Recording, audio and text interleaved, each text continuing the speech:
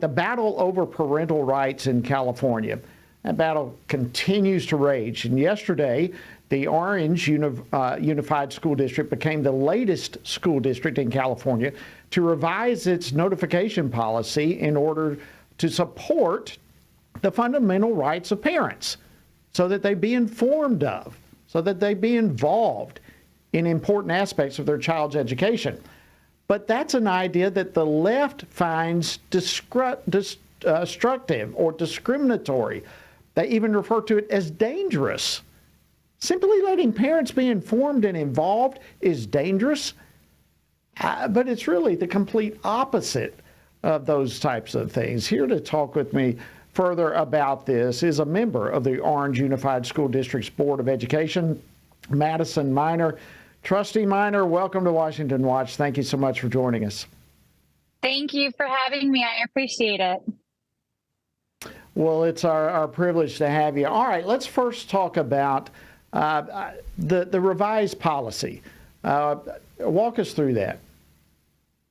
So we had our first reading of this policy last month, and one of our trustees, Ms. Rumsey, had a couple of issues with the policy. She did not like that it was the teacher's responsibility, according to the former policy, to discuss with families and with parents if their child maybe had an action that they wanted to take with their gender dysmorphia. And so she wanted that to be the administrator's duty. And there was also the timeline. It was 3 days listed in our former policy, and she wanted it to be a little bit longer. We do have a lot of working parents in our school district. And so out of respect for those working parents, and also the fact that it's hard to schedule with parents sometimes, even when it comes to something important, when it comes to their child's education, we wanted to be respectful of that. So we extended the timeline to 5 days, giving the administrator 5 days to contact the families and have that discussion with them. And then we increased my headphone dropped, sorry. And then we increased we changed it from being the teacher that contacts the administrator, or that contacts the parents, to the administrator that contacts the families. Well, yeah, I think it's important to know that the policy does have some exceptions. If a child's life is certainly in danger, that's one thing. But you would get the impression, an average person would, that the state of California thinks that parents in general are dangerous. They've made it sound as though there's an epidemic of parents out there who are just waiting on bated breath to harm their children.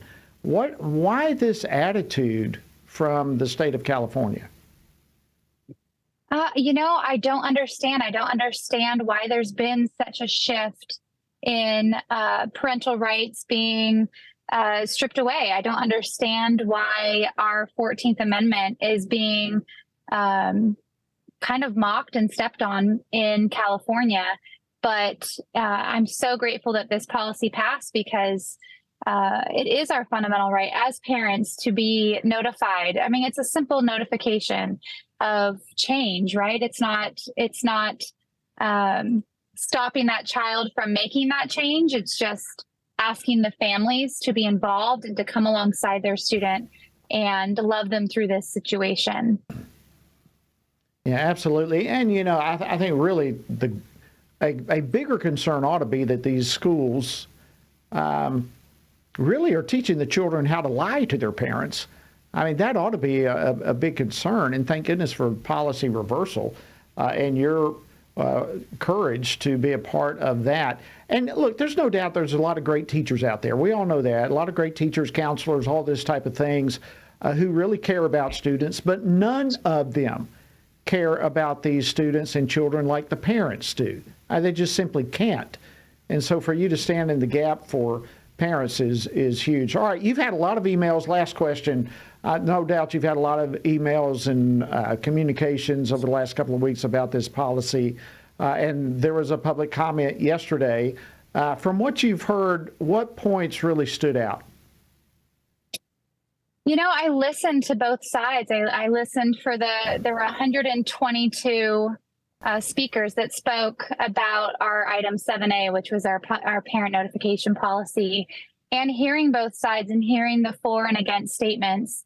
I empathize with both sides. I just stand firmly, and I believe that this is an important issue, and making sure that these families are heard is so important.